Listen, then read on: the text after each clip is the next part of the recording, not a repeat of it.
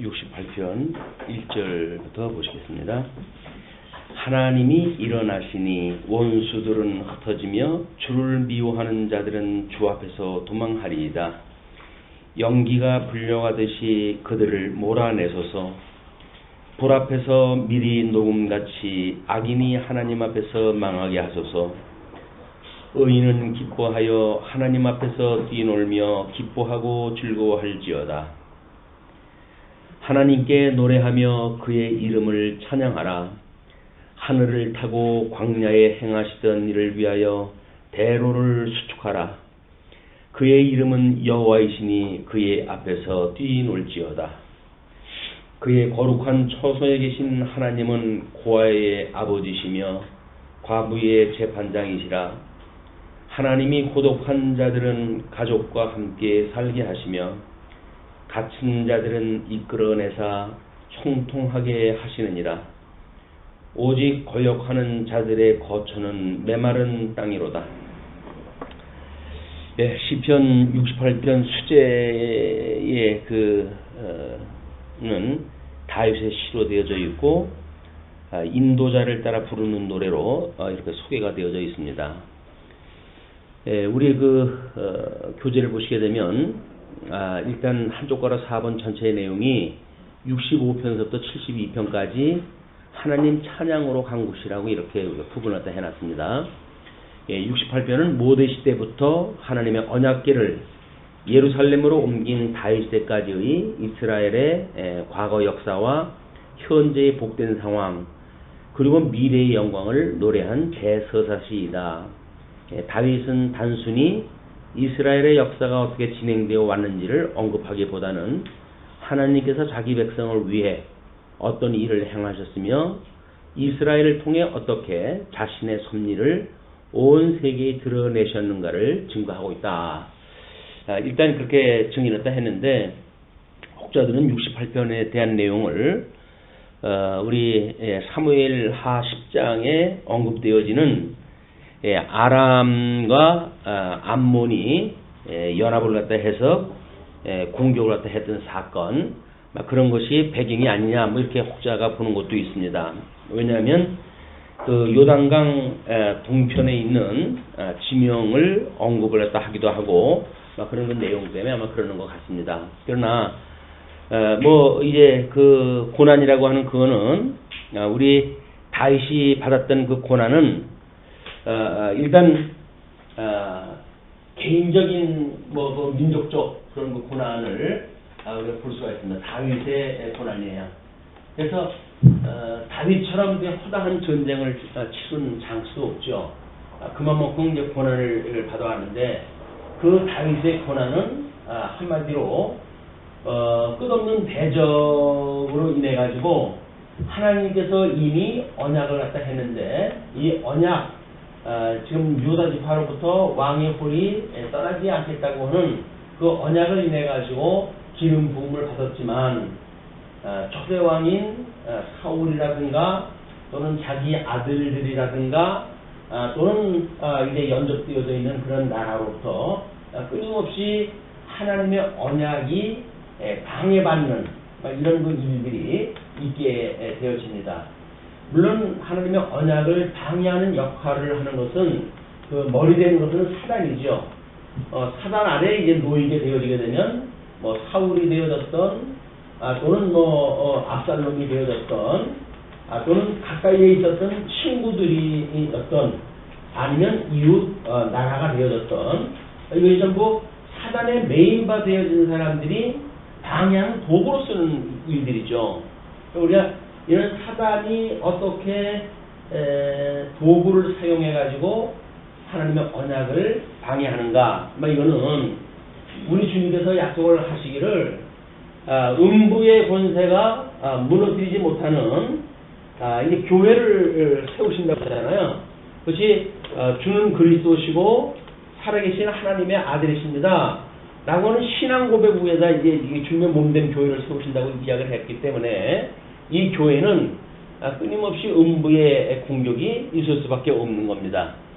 물론 예수님도 이제 이걸 위해 가지고 시험을 받으셨는데 그 시험이 뭐 40일 금식을 갖다 한 뒤에 떡으로의 그런 그 시험을 당했는가 하면 또는 성전에서 뛰어내리라고 하는 자신의 영광을 위한 뭐 이런 것들의 시험을 받기도 하죠. 그리고 나에게 절을 갖다 하게 되면 천하를 다 주겠다 라고 하는 것으로 이제 공격을 받습니다. 예수 그리스도께서는 이거를 이제 물리치셨잖아요. 이거대로 주님의 몸된 교회를 공격하는 이 음부의 권세에 이 세 가지 요소가 여전히 우리 육체의 소욕이라든가 또는 안목의 정욕이라든가 또는 이생의 사랑이라든가 이것이 결국은 사단의 도구로 해가지고 주님의 몸된 교회 성도들을 공격하는 이런 그 세력이란 말이에요. 오늘 전방이 이런 그 적군에 지금 에워싸이고 있는 겁니다. 이 지금 다윗이 그 이미 하나님께서 약속하셨던 가나안 땅에 들어갔을 때에 그 가나안 땅은 이쪽으로 해가지고 지금 현재 암몬, 모압, 그리고 이제 여기에 연합국으로 만약에 들어간 그 역사적 배경이라고 한다면 아람 지역이 지금 차지하고 있는 곳이고 이쪽으로 하면 뭐 베니에기 이쪽으로 있고 이쪽에 애굽이 있고 그다음에 이제 이쪽으로 해가지고 뭐 시내산 우리 요단강 아래쪽으로 해가지고 에돔이라고 하는 나라가 있고 가나안 땅 약속의 땅이라고 하는 사방이 둘러싸여 있는 거예요. 뭘로? 대적으로 둘러싸여 있다. 주님의 몸된 교회도 대적으로 둘러싸여져 있는 것이 교회고 교회 안에 살아가는 이 성도들도 마찬가지죠. 우리 전방위로 해가지고 우리를 미혹하는 이런 이걸 이제 우리는 주기도에서 시험이라고 이렇게 이야기를 했어요. 시험에 들게 하지 말아 주십시오. 왜냐면 전방이 이 가운데로 살아가야 되는 거거든요. 살아가야 되는 거기 때문에 이걸 어떻게 계시로 이해를 갖다 하고 하나님을 배우는 기회로 이해를 갖다 하고 하나님의 섭리로 우리가 이해가 되어져서 이 시험에 빠지질 아니하고 이런 그 악조건에서도 끊임없이 항상 기뻐하고 범사에 감사하며 그리고 쉬지 않고 기도하는 이런 하나님의 기뻐하시는 뜻을 행하는가에 대한 문제가 성도들의 삶이란 말이에요. 자, 이제 아마 다윗은 이렇게 방해받는 그런 그 여정을 이제 우리는 구약성경서부터 예수님에 대한 일을 다 하니까 이렇게 조합이 되어지지만 다윗의 당시에는 이제 다른 성경이 없었잖아요. 그러면 이제 사무엘서 배경 정도가 나올 정도면 아마 모세 오경 이외에는 다른 성경이 없었을 겁니다. 그렇기 때문에 다윗은 이런 것들을 모세 오경을 통해 가지고 하나님께서 어떻게 우리를 이 약속의 땅 가나안 땅으로 들어오게 하셨는지 그 내용과 비교를 해가면서 지금 하나님 앞에 찬송하는 걸 우리가 볼 수가 있어요. 그렇기 때문에 이제 뭐 우리 그 제목을 정리할 적에는 모세 오경에서 법궤를 앞세우고 가나안 땅을 진군하는 그런 그 내용과 그다음에 이 가나안 땅에 하는 약속한 땅에 들어오지만 그 법궤를 앞세우고 이런저런 전쟁을 겪었던 다윗하고 어떤 뭐 이렇게 데자뷰처럼 이제 그림을 그려놨는데 이거는 앞에 모세 오경에서 언약한 대로 이렇게 해주셨다고 하는 믿음의 고백인 거죠. 다윗이 하나님께서 모세 오경에 이리 하신다고 하더니 이렇게 목동 출신인 나를 불러가지고 왕으로 세우시고 그리고 놀랍도록 하나님의 그 언약을 이루어 가십니다. 그러니 지금 비록 우리가 공격을 받고 있다 할지라도 주께서 궁극적인 승리로 우리를 인도해 주십시오. 그런 그 내용이에요.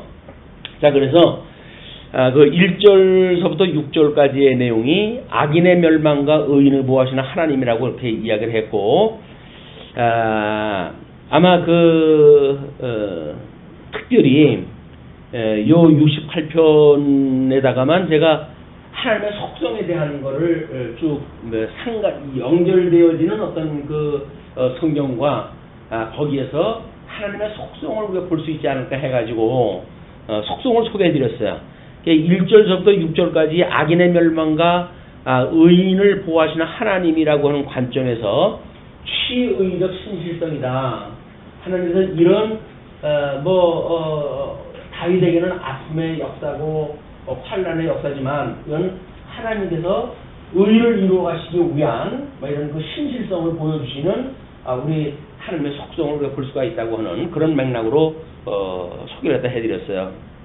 자, 그러면 자기가 그렇게 대적되어져 있는 가운데에 하나님이 일어나시니 원수들은 흩어지며 주를 미워하는 자들은 주 앞서 도망하리이다.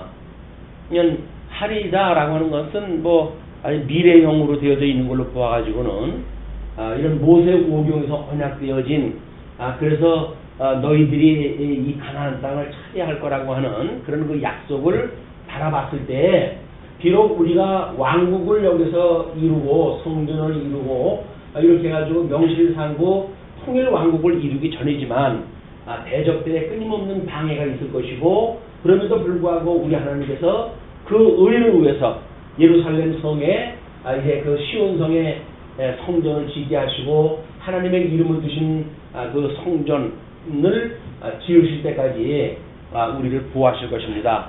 그리고 우리를 대적하는 자를 하나님께서 전부 흩어버리실 겁니다. 라는 그런 그 고백이에요. 그래서 연기가 불려가듯이 그 쫓겨가는 모습, 적군들이 쫓겨가는 모습을 이렇게 표현합니다. 연기가 불려가듯이 그들을 몰아내소서. 불 앞에서 미리 녹음같이 악인이 하나님 앞에서 망하게 하소서. 이걸 우리 예수님은 시험에 빠지지 않게 하시고 라고 하는 걸로 한마디로 압축을 갖다 했잖아요. 근데 우리 시인 우리 이 다윗은 막 그런 그 내용을 이렇게 설명을 다 한 거야.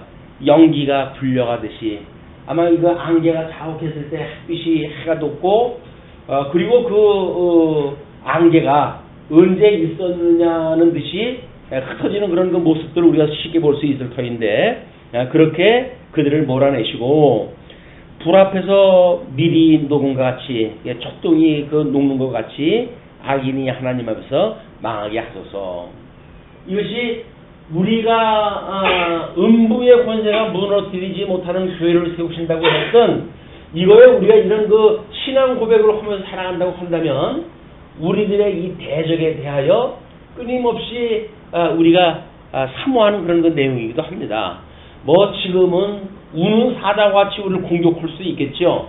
그러나 하나님께서 이들을 물리칠 때가 되어지게 되면 불 앞에서 초가 녹듯이 다 녹아버리게 되어지고 아침 안개가 흩어지듯이 흩어지고 이런 것들을 우리는 연상할 수가 있다는 거예요. 기대할 수가 있다. 우리가 기도할 때마다 때가 어둡다고 이렇게 이야기를 하지 않습니까? 그 어두움의 때라고 하는 것도 마찬가지죠. 빛이 들어옴으로 해가지고 어둠이 거치게끔 마련인데 정말 이 진리의 말씀이 이렇게 온 천하에 선포가 되어줌으로 해가지고 그 어두움이 거치는 이런 그 시대를 우리가 늘 바라보고 있는 겁니다. 물론 세상이야 어두움의 역사가 그칠 수가 있겠습니까만은 주님의 몸된 교회만이라도 이 빛으로 해가지고 충만해야 되겠죠. 진리의 빛, 예수 그리스도의 그런 아는 지식으로 우리가 충만해서 정말 우리를 대적하는 실체가 무엇인지, 우리가 추구해야 될 그런 가치는 무엇인지, 이런 것들을 끊임없이 우리가 상고하는 이런 교회의 모습을 기대할 수가 있다고 보여집니다. 그러면서 3절에 의인은 기뻐하여 하나님 앞에서 뛰놀며 기뻐하고 즐거워할지어다.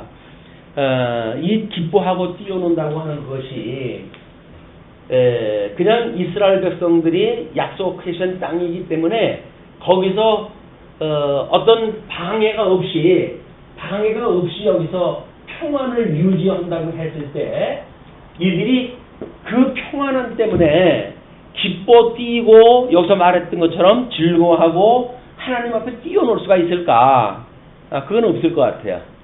어떤 역동적 이런 기쁨이라고 하는 것은 끊임없는 대적의 공격으로부터 하나님이 살아계신 하나님의 언약이, 그 말씀이 살아있고 운동력이 있어가지고 그것이 실현되어지는 현장 속에서 이것이 이루어지는 겁니다. 그러니까는 우리가 이 시간과 공간과 형상이라고 하는 이런 그 계시의 어떤 세계를 주신 거는 영원한 세계에서 그냥 영원히 평안한 이런 개념이 아니라는 거야.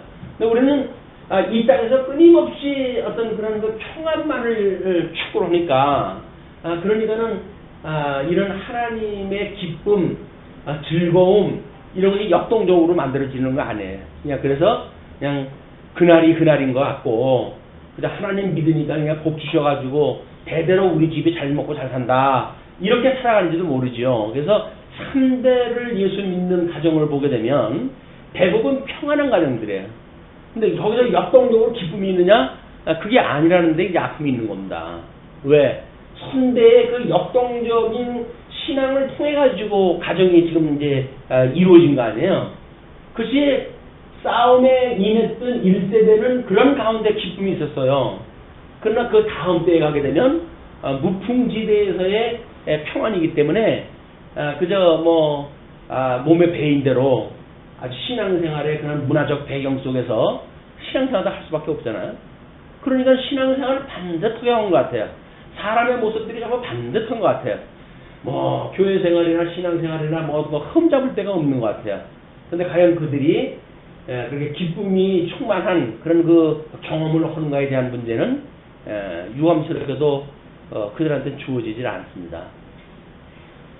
그래서 1세대의 어떤 그런 풍랑 속에서 살아가는 것 같은 삶일지라도 1세대가 갖는 기쁨은 거기에 있습니다. 그걸 우리가 개척자들의 그런 기쁨에도 비유를 다 하고 그러지만은 어느 정도 안정이 되어져 가지고 다음에 들어오는 분들은 역사 이해를 못해요. 그냥 우리 교회는 참 편하네. 뭐 일 시키는 것도 없고 나온다고 뭐라 그러나 안 나온다고 뭐라 그러나 이런 교회가 참 어딨냐. 돈을 내라고 그러냐, 뭘 하라고 그러냐, 전도를 하라고 그러냐, 이런 걸 가지고 무지무지하게 편하게 생각다 하는 거예요. 그러나 1세대들의 그런 어떤 한 사람의 영혼이 아쉽고 이 강론을 들을 사람들을 필요로 하고 이런 그 1세대가 갖는 필요를 2세대는 몰라요. 1세대만이 갖는 게 가치입니다. 그냥 다윗도 지금 가나안 땅에 들어온 초대왕이기 때문에 창건되어지는 왕이기 때문에 이 무수한 공격도 있었고 이 공격마다 승리도 있었고 그 가운데 다윗은 놀라운 이런 그 시로해가지고 하나님을 찬양한 내용들을 좀 이 성경에 남겨놓을 수 있었던 겁니다. 그러니까 우리들한테 너무 평안을 추구하는 거는 별로 우리들이 원하는 게 아니에요.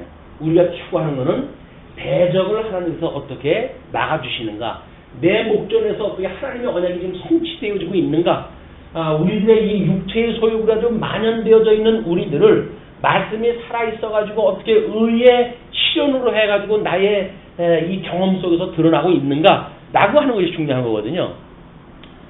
물론 이제 다음 세대도 이런 역사적 배경을 충분히 이해하게 되면 개인의 이런 충분한 성찰 과정을 통해 가지고 간접적으로 우리는 이걸 경험할 수가 있겠죠. 어저께 우리가 3.1절을 지냈지만은 3.1절은 이제는 행사만 남은 거 아닙니까? 행사만 남았어요. 그동안에 보게 되면 그 행사도 그저 10시에 그저 1시간 상큼하게 하면 끝이 나고 그랬죠. 그러나 우리나라가 외정시대 때의 어떤 그 비극의 역사 위에 세워졌다고 하는 그거를 후대에 교육으로 남겨주기 위해 가지고 3.1절도 제헌절도 광복절도 이 국정일의 거의 75%가 외정시대와 연결되어진 문제거든요. 그만큼 역동적인 겁니다. 근데 이제 이제는 3.1절이라고 하는 그것이 이렇게 우리가 경제적으로 발전했다 했고, 근데 그거에 대한 그렇게 깊이가 없어요. 다행인지 불행인지 이번에는 우리 정신대 문제라든지 또는 위안부 문제라든지 이런 걸로 해가지고 명칭서부터 혼란을 불러일으키고 일본하고 또 어잡지 않은 그런 그 타협을 했다 하고 또 소녀상을 무너내냐 어쩌냐 하는 문제가 사회 이슈화가 되어지니까 그 어린 대학생애들이 그걸 지킨다고 해가지고 자꾸 우리 눈에 보이잖아요. 예, 뉴스에 나온다든지 하게 되면 우리는 눈에 보이니까 우리가 그래도 그게 관심이 있어가지고 뭐 3.1절에 태극기라도 흔들고 나가서 뭐 이런 사람들이 있지. 그렇지 않다고 한다면 그냥 10시에 식장에 모여가지고 10대 식장에 모여가지고 국민의례하고 시끝나게 되면 3.1절의 모든 의미는 없어지고 맙니다. 모르겠어요. 뭐 이제 어차피 프로그램이 하나라도 아쉬운 방송에서야 어떻게든지 그거 유관되어져 있는 뭐 영화라도 속을 갖다 해주고 그러겠죠. 우리들에게는 이미 3.1절이라고는 역사적 배경은 다 지워져 버리는 겁니다. 지금 하나둘 없어지고 뭐 어저께 어떤 뉴스를 갖다 보니까 서울의 그 독립투사의 어떤 그 사건이 있었던 것들 이런 것들이 건물 짓는 바람에 다 없어져 버리고 조그만 편만 하나씩만 다 남아져 있어요. 예, 어떤 유래라든지 건물 남겨놓은 그리고 그거에 대한 어떤 생가라든가 뭐 건물들은 다 개발이라고 하는 이름으로 해가지고 다 바뀌어버렸거든요. 그냥 후대 우리 알 수가 없는 거예요. 역사도 잊어버리고 역사를 잊어버리는데 복음적인 의미라도 가지고 있으면 나름대로 이런 걸 끊임없이 반복 교육으로 해서 우리의 삶에 대한 것과 연결시켜가지고 이해할 수가 있겠지만 그렇지 않다고 한다면 과연 우리의 삶에 대한 것만 가지고 우리가 이런 그 대적과 공격하는 이런 그 문제에 실감 있는 훈련을 할 수 있을까? 그렇지가 않다고 보입니다. 왜냐하면 우리의 이런 신앙적인 해석은 역사적인 해석과 연결되어져야 되기 때문에 역사적 감각이 없으면 이게 제대로 이루어지질 않아요. 자, 그러나 다윗은 이 다행인지 불행인지 하나님 앞에 초대 왕으로 이제 이런 세움을 받았을 때 끝없는 공격이 있었고 그 공격 가운데 하나님의 그 놀라운 은혜의 그 중심에 있었습니다. 풍랑의 중심이기도 하고 또 하나님의 은혜의 중심이기도 한 그런 곳에 다윗이 있었기 때문에 의인은 기뻐하여 하나님 앞에서 뛰놀며 기뻐하고 즐거워할지어다 라고 이제 축원을 하는 거예요. 그러면서 4절 하나님께 노래하며 그의 이름을 찬양하라. 하나님께 노래하며 그의 이름을 찬양하라. 하늘을 타고 광야에 행하시던 일을 위하여 대로를 수축하라. 예, 하늘을 타고 광야에 행하시던 이스라엘 백성들 모세오경에 소개되어진 걸 보게 되면 법궤를 갖다 앞세우고 이들이 지내을 때에 구름 기둥과 불기둥으로 해가지고 이들을 보호하시고 앞서가시던 분 아니에요? 이게 하나님이 지금 인도하시는 거란 말이죠. 이게 그러니까 모세오경에 나타나 있는 광야 생활을 보게 되면 이건 아주 실질적인 문제. 직접 이것이 이루어지고 있으니까 뭐 부정할 수가 없는 현장 아닙니까? 역사와 복음이 한 자리에 있으니까. 근데 이제 이런 시대가 끝나고 이미 통일 왕국 시대가 되어진다고 한다면 다 필요가 없는 거야. 그러면 이제 이해관계에 따라 가지고 북쪽 이스라엘이냐 남쪽 유대냐라고 하는 걸로 해가지고 갈려지기나 되어지고 하나님이 좋아하시는 것이 무엇인가라고 하는 이 의에 대한 문제는 관심도 없는 시대가 오게 되어지고 급기야 바벨론의 포로까지 끌려가게 되어지는 비극의 역사가 시작되어진다. 우리 주님께서 이제 살아왔던 그런 그 삶이나 주님의 몸된 그 교회의 이런 그 섭리나 같은 원리라고 한다면 우리가 이 현재 우리 삶으로 드러나는 개인의 역사, 그냥 개인적 역사지요. 그 개인적 역사를 우리가 얼마나 확대 해석을 하고 심층 분석을 갖다 하는가에 따라서 우리는 아마 놀라운 그런 그 신앙생활의 궤적을 남기기도 하고 또는 반성도 하고 때로는 소망도 갖게 되어지는 이런 그 신앙이 되지 않을까. 이것이 아니라 모든 우리 개인적인 역사도 없어지고 그냥 신앙생활이라고 하는 행위만 남아버리게 되면 그게 결국은 종교생활로 전락이 되어버리고 마는 겁니다. 예, 그의 거룩한 처소에 계신 하나님은 고아의 아버지이시며 과부의 재판장이시라. 세상에서는 오히려 푸대접을 받는 사람들을 하나님께서 인도하신다는 거야. 역사적으로 보면 지금 힘이 강하다고 하는 대적들이 이스라엘을 공격해 오는 거나 우리 이 이스라엘 나라의 내부적인 문제로 보게 되면 여기에 여전히 또 갈등이 있는 거야. 그래서 돈 많은 자, 권세 잡은 자, 한쪽에는 돈이 없는 자, 멸시받는 자 이런 그 구성원으로 되어져 있으니까 근데 하나님께서는 오히려 고아의 아버지시고 과부의 재판장이다. 근데 이런 큰 그림을 모르게 되면 여기에 빠져가지고 나의 현재 환경을 중심으로 살아가게 되어지는 거예요. 여기서 우리가 얼마나 권세가 있는가라고 하면 그 권세를 어떻게 불려고 하는 데 관심이 있지. 그 권세를 주신 분이 어떠한 분인가 이거에 우리 생각이 미치지 않는다는 거예요. 그러니까 이게 매일 우리가 깨어있지 않으면 현실에 빠지고 일중심, 기능중심으로 인생을 소진할 수밖에 없는 겁니다.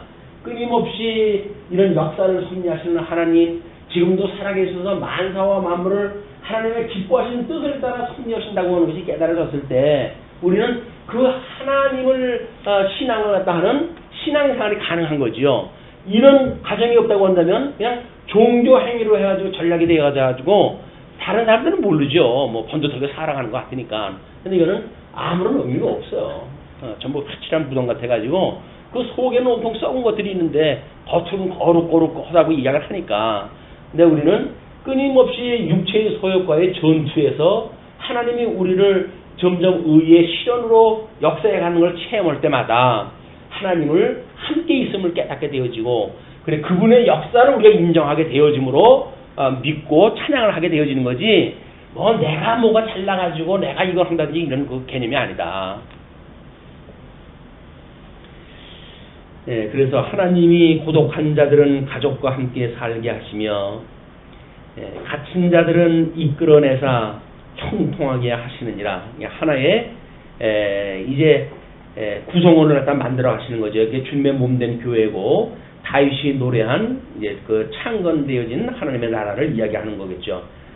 그러나 오직 거역하는 자들의 거처는 메마른 땅이로다.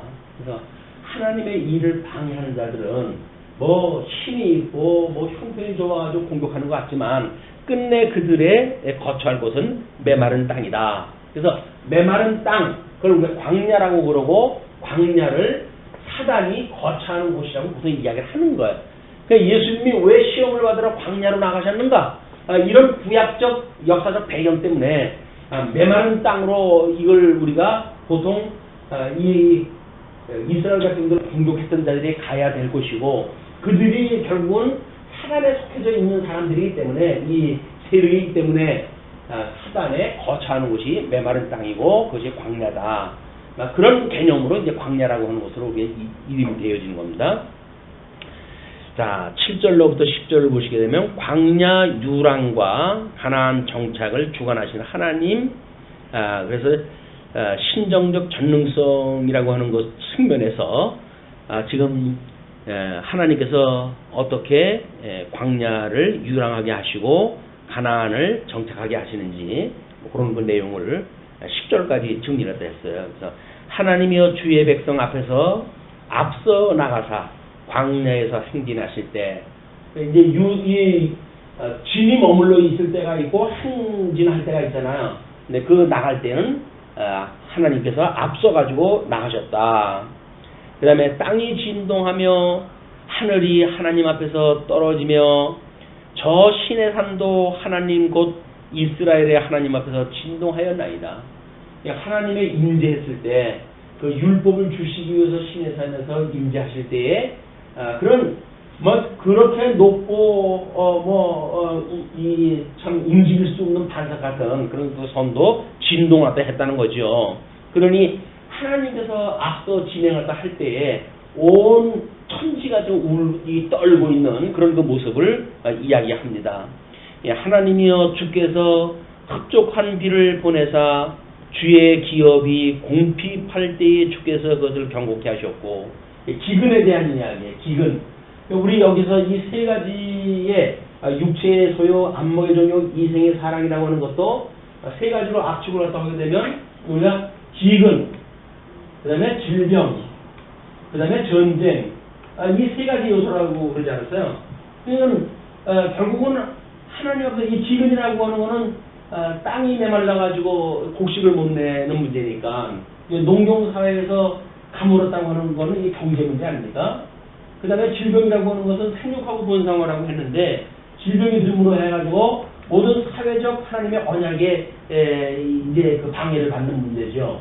전쟁도 마찬가지로 다스리라고 했는데 오히려 적군에 의해서 공격을 받게 되어지기 때문에 이것이 정치적인 영역이다. 이렇게 우리가 크게 대부를 갖다 했단 말이에요. 하나님의 나라에 대한 세 요소를 대부를 갖다 했고 그 대부를 했던 내용이 이스라엘의 보통 성경 구약 성경에서 지금 질병 전쟁으로 해서 이제 나타난 거예요. 이것이 요한계시록의 네 말 탄 이 어떤 그 권능을 드러내실 때에도 결국은 이거예요. 이거.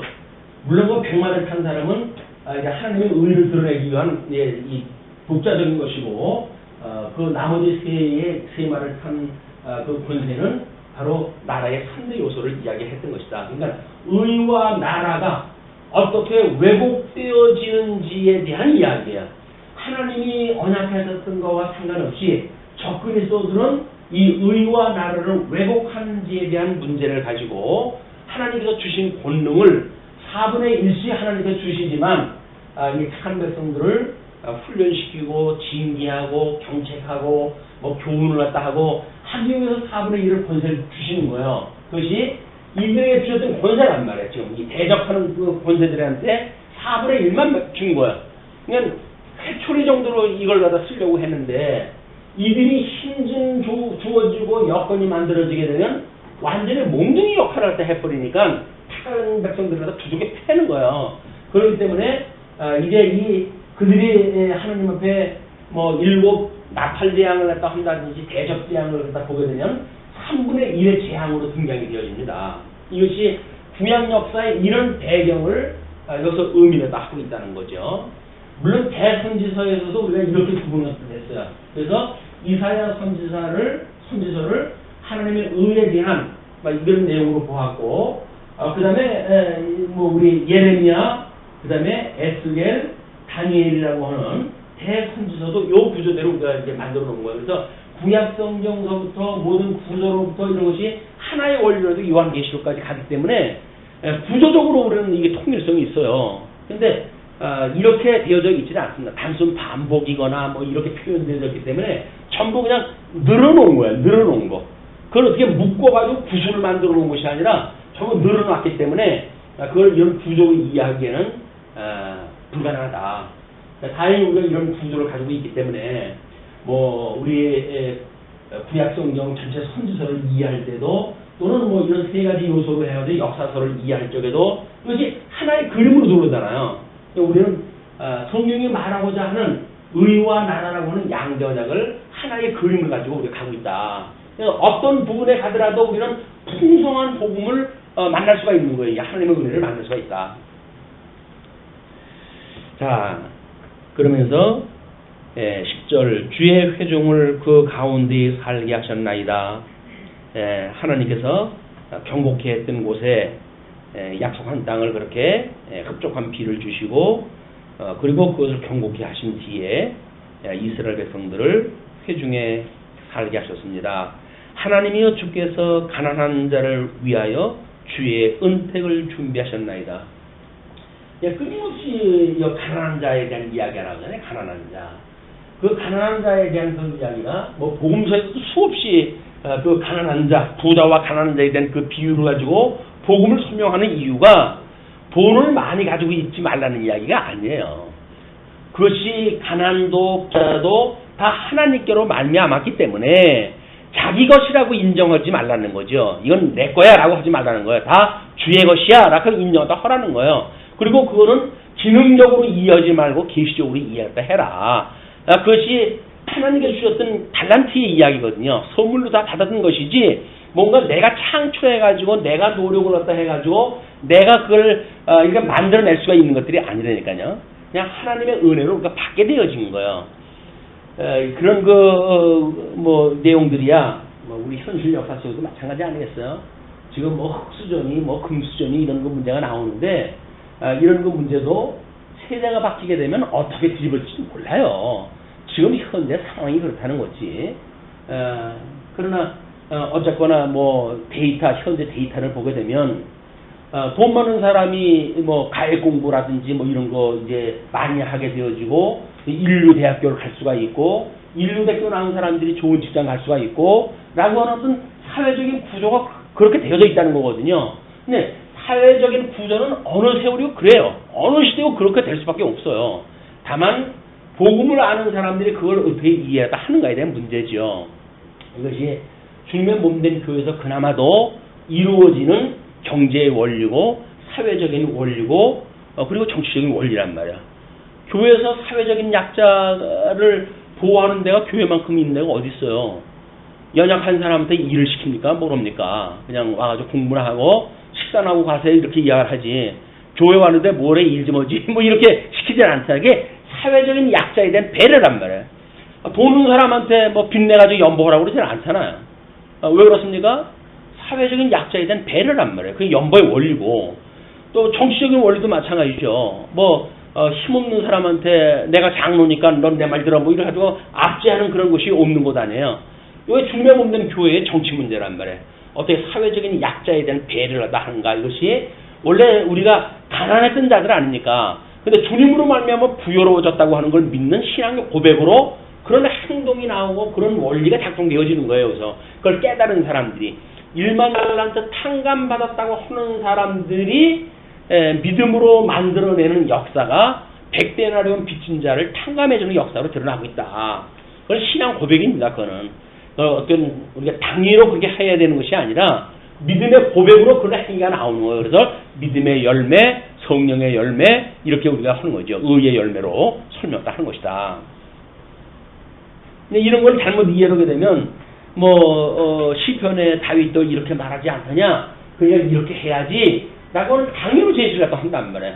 그건 성경대로 사는 게 아닙니다. 성경대로 사는 것은 당위 때문에 살아가는 것이 아니라 결과적으로 믿어지기 때문에 사는 게 성경대로 사는 거예요.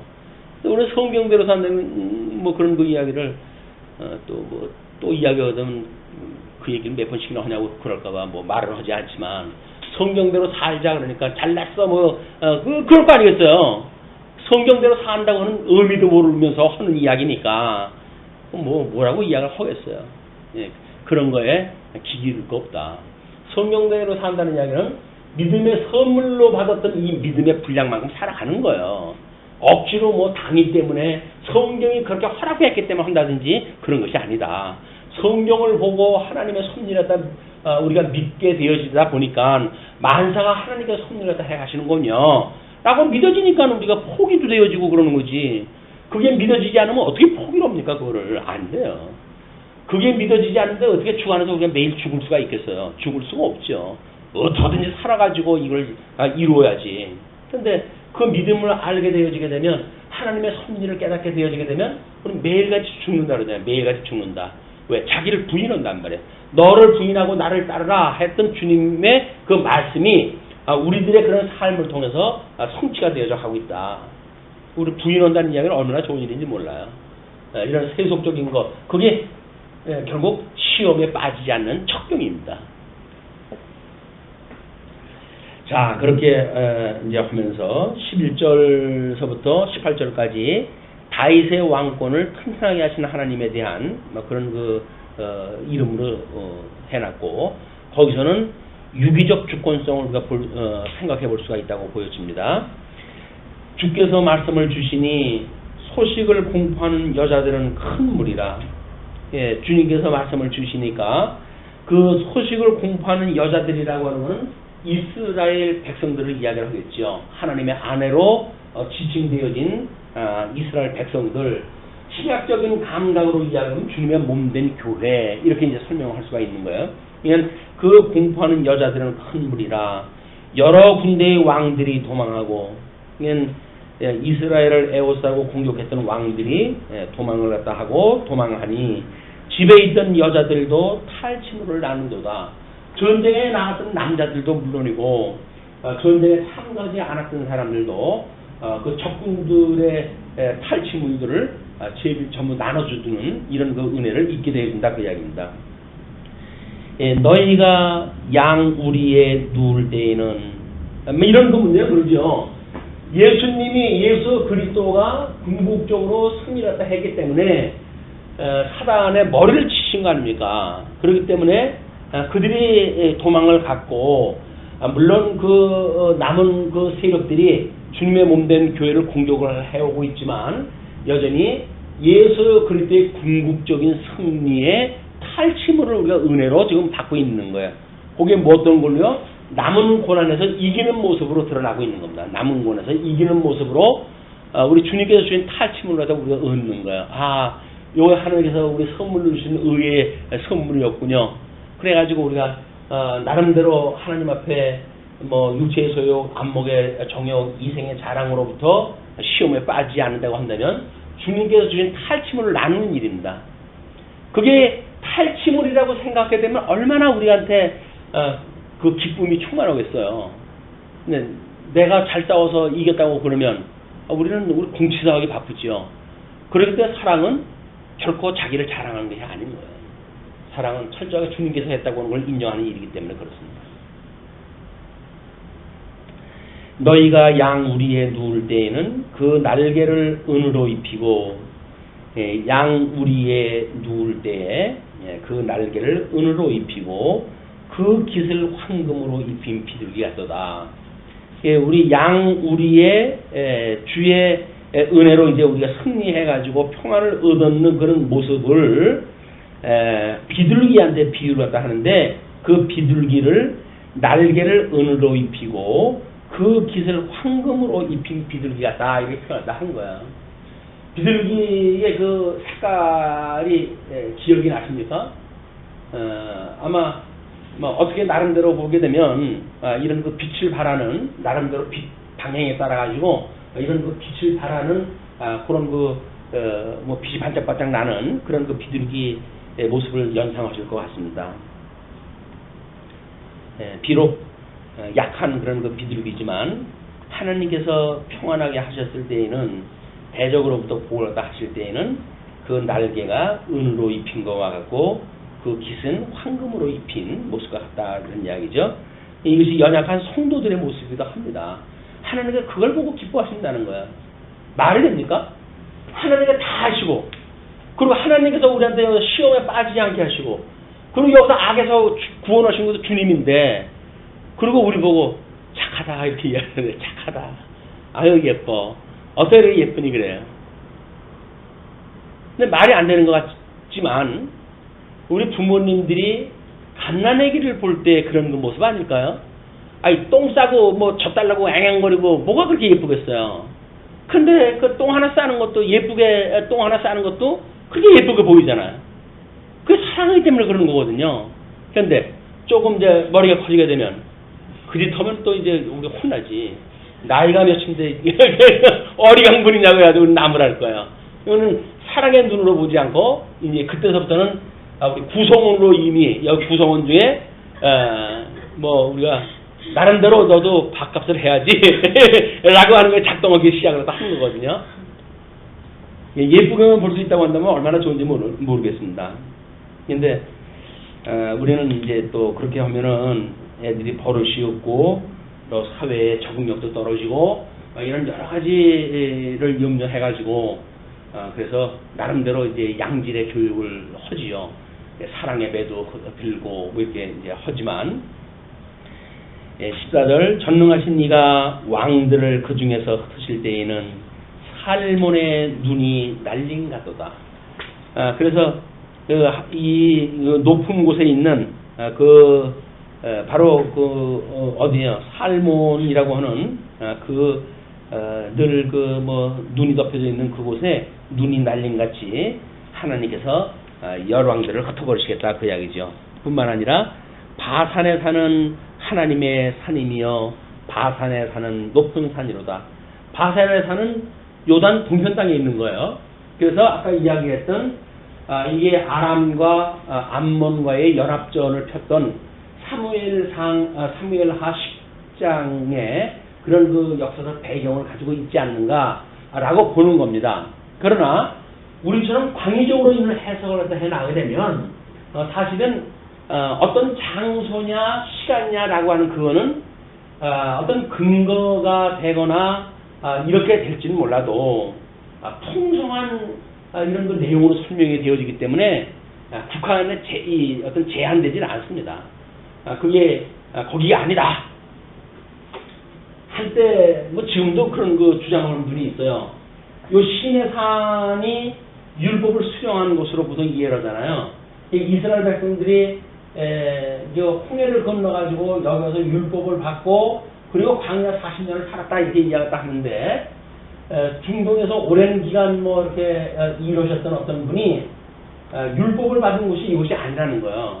그래서 이 시내산에 있는 이 광야는 출발을 갖다 해가지고 일찍 다 통과를 갖다 했고 그리고 이쪽에 여기 이제 리비안 광야가 있는 지금 사우디아라비아에 있는 쪽 아니겠어요? 우리 그 모세가 처가살이 했던 그곳으로 인도를 갖다 했겠지. 자기가 잘하는 곳이니까 아무것도 없는 곳으로 인도를 갖다 했겠느냐 라고 하면서 이제 이쪽에 그 설을 주장을 갖다 해요. 근데 자기가 중동에서 뭐 여러 가지 조사를 갖다 하고 거기에 음각으로 새겨놓은 거 뭐 이런 것들을 보게 되면 설득력이 있다는 겁니다. 그래가지고 그분이 그걸 주장했다 하는데 여기 있으면 어떻고 여기 있으면 어때 그게 목숨을 거는 거예요 사람들이. 근데 그 초대 때부터 이런 그 문제가 만들어졌대요. 근데 그때 당시에 이제 교황으로 있던 분이 여러 가지로 이제 뭐 연구를 시키고 해보니까 이쪽보다는 이쪽에 더 설득력이 있다. 그래서 우리는 이제 이쪽에 있는 걸로 결정을 짓자. 이렇게 했기 때문에 지금도 우리가 여기 있는 걸로 공부를 하는 거예요. 아닌 게 아니라 이쪽에 있을 수도 있죠. 근데 달라질 거 아무것도 없다니까요. 광야 생활이 광야 생활이지. 무슨 뭐 거기서 이렇게 농사를 짓지 못했던 사람들이 농사 질 수 있는 조건이 됐다든지 하면 모를까. 조건이 다른 게 아무것도 없잖아요. 근데 그걸 가지고 뭐 진리가 어쩌니 저쩌니 해가지고 이제 설레발을 치고 그래요. 이렇게 확인되지 아니한 과거의 역사를 집착한다든가 그걸 절대시한다든가 라고 하는 건 매우 위험한 방법이에요. 우리가 절대시할 거는 성경의 내용밖에 없어요. 성경에 기록되어 있는 내용이 절대적인 거지 뭐 거기서 어떤 역사적으로 해가지고 어떤 졌었냐 교회에서 2000년 동안 수없이 뒤집어졌습니다. 학설들이 무슨 의미가 있어요? 우리 뭐 다니엘서 배경되어지는 그 중간사의 문제 얼마 전까지만 해도 그런 게 없었어요. 다 가려져가지고 몰랐어요.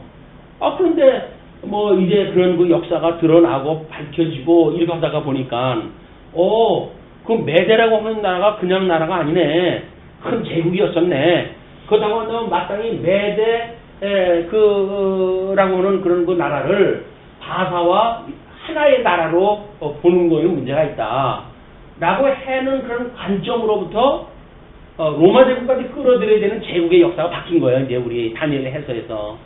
그런 거 문제도 매우 중요하다. 그래서 뭐 그런 어떤 근거에 의해 가지고 신약 성경의 해석이 달라지고 뭐 이렇게 되어지기 때문에 역사적인 근거에 우리가 목을 맬 이유가 없다. 자 그렇게 하면서 그 높은 산들아 너희 높은 산들아 어찌하여 하나님이 계시려 하는 산을 시기하여 보느냐. 하나님이 계시는 산은 시온 산 아니에요. 근데 그 요단 동편정에 지금 이 바산이 있으니까 거기에 높은 산에서 너희 높은 산에서 하나님이 계시려고 하는 시온 산 너희들이 그거를 좀 시기하여 보고 끊임없이 공격을 다 해온다 그 얘기예요. 그렇기 때문에 이제 이걸 우리가 사무엘 하에 그런 그 역사적 배경을 이야기한 겁니다. 진실로 여호와께서 이 산에 영원히 계시로다. 하나님의 병거는 천천히요 만만이라 주께서 그 중에 계심이 시내산 성소에 계신 같도다. 그래서 이미 출애굽을 갖다 했을 때 시내산에서 보여줬던 그런 그 모습대로 지금 이 시내산에 있었던 시장을 따라가지고 이제 여기서 율법을 주셨잖아요. 그리고 거기서 하나님께서 나는 너희를 열조와 언약한 여호와니라 이걸 이제 가르쳐줬단 말이에요. 그래놓고 그 이름을 두신 곳이 어디냐면 예루살렘 성전에 거기다 당신의 이름을 두신 거예요. 이 예루살렘의 성전에 하나님의 이름을 두시고 도성을 갖다 만드시고 했던 그 이야기는 시내산에서 역사했던 그거를 이걸 암묵적으로 보여주는 그림인 거야.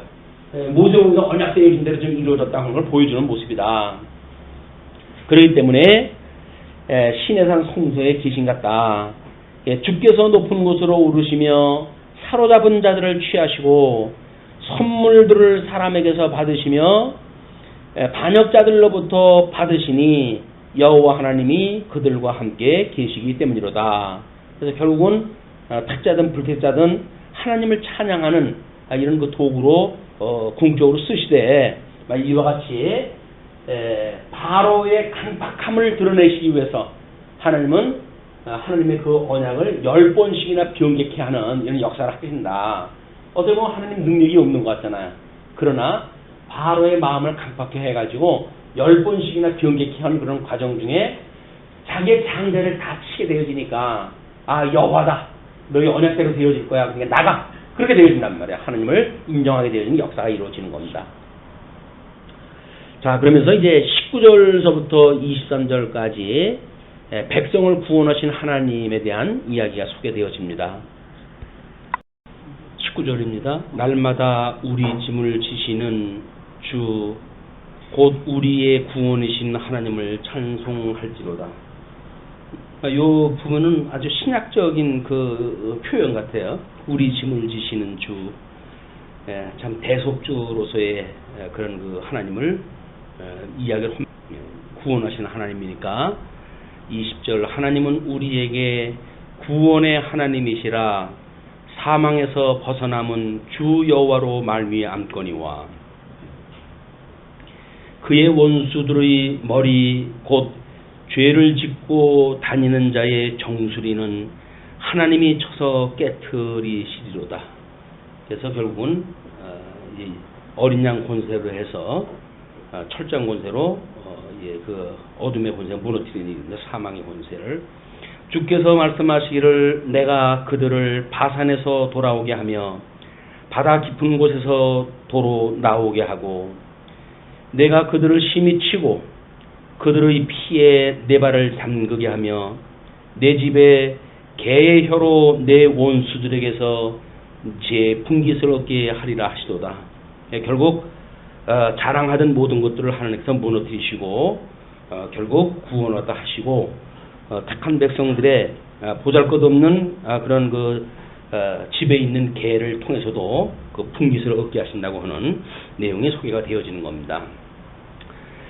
그러면서 이제 24절로 27절 성소에 임재하시는 하나님이라고 이렇게 이야기를 했어요. 하나님이여 그들이 주께서 행차하심을 보았으니 곧 나의 하나님 나의 왕이 성소로 행차하시는 것이라. 시인의 그런 그 표현이 나의 하나님 나의 왕 이런 그 표현들이 우리한테 얼마나 중요한 그 의미인지 사실은 모릅니다. 왜냐하면 그 교재의 그림을 보시게 되면 히브리서 4장 2절 말씀을 소개해드렸어요. 저희와 같이 우리도 복음 전함을 받은 자이나 그러나 들은 바 말씀이 저희에게 유익되지 못한 것은 들은 자가 믿음을 화합지 아니함이라. 하나님의 말씀이 이것이 로고스 실현되어지는 걸로 우리가 이해를 딱 할 때에는 다 인정을 한다니까요. 문제는 초월되어져 있는 신간만을 이야기하고 내재되어진 임마누엘 대신 예수 그리스도 하나님의 의로 오셨던 이제 또 다른 의 이거에 대한 설명이 약화가 되어지게 되면 우리는 우리들의 이런 내재적 믿음이라고 하는 것이 있을 자리가 없어요. 다 하나님이 카더라, 그 카더라 통신에 의해 가지고 뭐 나하고 직접 관계가 없어요. 뭐 다 그냥 그런 거야. 뭐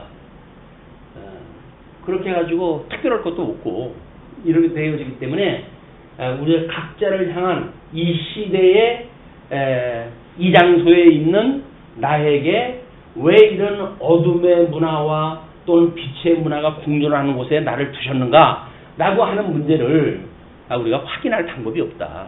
그것이 확인할 수가 없으면 인간들은 어떻게든지 도망가고 싶은 것이 인지상정이거든요. 너는 이제 모든 죄에서 사함을 받았어 라고 하는 걸로 치부가 되어지기 때문에 죄 문제에 고민 없고 그럼 뭐 얼마나 살만해요. 근데 성경은 끊임없이 책망을 한다고 그러는데 말씀을 통해서 책망받지 않는다고 한다면 뭐 성경을 볼 이유가 뭐가 있어 이제. 그래서 남은 육체에 우리 고난을 채우게 하고 끊임없이 육체의 소욕과 안목의 정욕과 이상의 사랑이라고 하는 음부의 권세를 통해서 우리들의 공격을 시도하도록 하신 것은 여전히 우리의 구주 되시는 예수 그리스도 보혈의 공로를 의지하게 하시고 온전케 하시는 예수 그리스도를 바라보고 오직 그분만을 바라보면서 살아갈 수 있는 방향성의 문제란 말이야. 방향성이라고 하는 것은 적어도 힘주시는 분께서 나아갈 바가 뭔지를 알게 하지, 흩어져 있는 데서 뭐 이게 뭔지도 모르고 되어지는 대로 살아가는 것이 예수 믿는 삶이 아니잖아요. 세상 사람들은 똑같이 바람에 날리는 겨와 같이 산다고 한다면 그게 뭐 예수 믿는 사람이에요. 예수 믿는다고 하는 그 이야기는 바람에 날리는 겨와 같지 않다는 거 아닙니까? 알곡과 같이 하나님과 모아드리는 쪽에 들어간다는 거 아니겠어요? 그것이 예수 그리스도를 우리가 바라보고 온전케 하신다고 보여지기 때문에 남은 우리의 모든 삶도 그분을 믿으며 살아가는 것이 성도들의 믿음의 행위다. 그 믿음이 과거형으로 해가지고 섰다, 이루었다라고 하는 걸로 끝나게 되어지게 되면 그분은 그 자리에서 죽어야 돼요. 죽으면 이미 이루어졌으니까 되지. 그러나 아직도 살아가면서 뭐가 됐어요. 되기는 되어져 가는 거지. 되어져 간다라고 하는 그것이 현재성이 없다고 하는 그 이야기는 이 시간과 공간과 형상을 통해서 계시하셨던 하나님의 계시성이 빠져버리는 거야. 그 계시성이 빠져버리면 그 자리에 뭐가 들어갑니까? 기능만 들어가죠. 일만 들어가는 거예요. 일 중심으로. 그래가지고 많이 갔냐 적게 갔냐 뭐 성공하냐 실패하느냐 이 포커스가 맞춰지지, 그렇게 은혜를 우리에게 주시는 하나님, 그래서 역동적으로 범사를 통해서 하나님 앞에 감사하고 뭐 이렇게 항상 기뻐하고 이런 예수 그리스도 안에서 우리를 향하시는 하나님의 뜻을 우리 실현할 수가 없단 말이에요. 우리 이 항상 기뻐라고 하는 것이 우리가 뭔가 대적에게 승리했을 적에만 기뻐라는 게 아니잖아요. 항상 아니에요. 그럼 대적에 공격할 때로부터 아닙니까? 이 과거, 현재, 미래 이 세 가지 요소를 다 통해가지고 기뻐해야 되는데, 아니 공격당할 적에는 슬퍼하고, 그리고 현재도 못 살겠다고 맨날 하나님 앞에 투정거리고, 그리고 하나님께서 이제 미래에 뭔가 안전하게 해주게 되면 그것만 우리가 기뻐하고, 그런 하나님의 기뻐할 뜻이 아니라니까요. 뭔가 과거에 우리의 이런 문제는 현재 우리가 뭘 감지하게 되어졌다. 대적의 이 음부의 권세가 뭔가 공격하는 걸 우리가 이렇게 목도하게 되어졌다, 확인되어졌다, 성찰되어졌다 하는 그 문제는 뭐예요? 과거로부터 내가 어떤 복음을 곡해했거나 이런 거로부터 만들어진 거 아닙니까? 과거에 대한 해석을 우리가 제대로 해야 현재를 직시할 수가 있단 말이에요. 하나님이 왜 내가 하나님 앞에 잘 살았다고 생각이 드는데 이런 그 시험거리를 주셔가지고 이런 쪽으로 인도해 가실까? 라고 했을 때 보게 되면 이 해석이 과거에 뭔가 우리가 오해가 있었던 거예요. 그러니까 하나님께서 깨달으라고 뭔가 현재를 갖다 인도에 섭리해 가시는 거 아닙니까? 그렇게 했을 때 우리는 이 미래에 대한 이런 소망이, 올바른 그런 그 소망을 갖고 우리가 기도하게 되어진다. 쉬지 않고 기도하게 되어지는 거예요. 우리가 항상 기뻐할 일이 아닌데 어떻게 범사에 감사합니까? 있을 수가 없는 거예요. 그냥 성도들의 항상 기뻐한다는 이야기는 대적이 공격하는 것은 물론, 현재 주님께서 지켜주시는 건 물론, 앞으로 승리케 하시는 것까지도 이걸 전부 믿음으로 보는 거예요. 믿음의 세계는 시제에 국한되지 않습니다. 시제에 국한되지 않는다는 이야기는 뭐예요? 다 섰다, 이루었다 라고 하는 과거형으로 해가지고 설명되지 않는다는 거예요. 우리들의 이 믿음이라고는 이미 시제를 초월한 영원한 세계의 개념이기 때문에 섰다든지 이루었다든지 이렇게 만약에 정해지는 시간, 순간 우리는 이미 죽는 거예요. 그 시간에. 그래서 우리가 끊임없이 섰다 함도 아니고 이루었다 함도 아니고 온전케 하시는 예수 그리스도를 바라보고 다른 박을 치는 거예요. 그걸 가는 거예요. 그래야 또 역동적인 신앙생활이 가능하지. 뭐 다 이루었는데 뭐 할 게 뭐가 있어 이제. 아유 뭐 이래 주거나 저래 주거나 뭐 하나님 나라 갈 거 뻔한 건데 나는 당상인데 이야기를 하는데, 나는 당상인 사람이 그럽니까? 오해란 말이에요. 다른 당상이라고 한다면 그렇게 살질 않죠. 다른 당상인지 모르니까 우리가 그러고 사는 거지. 자, 그러면서 나의 하나님, 나의 왕이 성소로 행차하시는 것이라. 성소라고 하는 것은 하나님의 이름을 두신 곳인데 지어져가는 성전으로서의 성도라고 한다면 지금 이게 이 시간을 통해 가지고 이게 누가 행차하는 거라고요? 주님께서 행차하시는 거라니까요. 성령께서 우리의 감동을 주어가지고 제대로 깨닫게 하고 믿어지게 하고 그래서 소망을 갖게 하고 이런 전천의 역사를 지금 성령께서 역사를 해간다. 이건 우리 나의 하나님 나의 왕이 성소로 행차하시는 것이 지어져가는 성전의 입장에서 보게 되면 성령의 충만함을 받는 그런 일들이다. 뿐만 아니라 소고치는 처녀들 중에서 노래 부르는 자들은 앞서고 악기를 연주하는 자들은 뒤따르나이다. 뭐 이거는 보통 이렇게 행진을 갖다 했는지 모르겠어요. 그러나 뭐 현재 어떤 뭐 행진하는 거 보게 되면 악대가 제일 앞선 가고 그리고 뒤에 따라가면서 이제 손을 흔들고 그렇게 하는 모습들을 보는데 이 시인은 소고치는 처녀들 중에서 노래 부르는 자들이 앞서고 그리고 악기를 연주하는 자는 뒤따른다고 이렇게 표현을 했어요. 그리고 이스라엘의 근원에서 나온 너희여 대회 중에 하나님 곧 주를 송축할지어다. 이스라엘의 근원에서 나온 너희여. 근원이라고 하는 건 뭐 이스라엘의 근원 열조 중에서도 아브라함에 속한 자들이겠죠. 우리는 이제 이방인 구원이나 유대인 헬라인 구원이나 이런 걸 가지고 시비를 갖다 하는데 로마서에서는 아브라함이 열국의 아비라고 되어졌기 때문에 이방인들도 아브라함을 조상으로 가지고 있는 거나 마찬가지다. 이렇게 설명했다 해요. 그래서 너희는 이제 아브라함에게 속한다. 이렇게 이야기를 한단 말이에요. 이방인들에 대하여 너희는 이제 아브라함에게 속한다. 이렇게 이야기를 하거든요. 모형적인 언약의 본질을 보게 되면 아브라함으로부터 시작이 되어지니까 이방인이나 헬라인이나 유대인이나 다 역으로부터 시작이 되어야 되지 않겠어요. 그럼 이방인 구원은 어디에서 논해야 돼요? 어차피 이 안에서 논해야 되겠죠. 그래서 순종하는 자들에게 이게 우리 다음 시간에 마태복음에서 두 아들에 대한 그런 비유가 나오고 그러는데 그러면 순종하는 자와 순종하지 않는 자가 있어요. 근데 한 사람은 순종한다고 그러고 큰 아들은 너 가서 이거 해라 할 때 네 해놓고 안 해요. 둘째 아들은 싫어요. 그러고 가서 했어요. 어떤 자가 아버지의 뜻대로 한 거냐? 유대인들이 묻거든요. 유대인들이 작은 아들입니다. 이렇게 이야기를 해요. 맞지요? 그렇게 할 때 싫어요 라고 반항을 하고 불순종을 한다 하고 그리고 지단하게 고생하다 한 뒤에 회개하고 돌아가서 행하는 자가 하나님 뜻대로 한 거라니까요. 회개의 과정을 겪지 않고 이루어질 수가 없는 거예요. 다 죽었다 살아나야 돼요, 이게. 우리가 이런 과거의 이런 어떤 해석에 대한 문제, 이것이 내가 무엇인가 잘못됐다라고 하는 자기 부정이 만들어야 된단 말이에요, 이게. 근데 난 문제가 없었어 라고 말한다고 하게 되면 그러면 이 역사 해석에 문제가 생기는 거예요, 이제.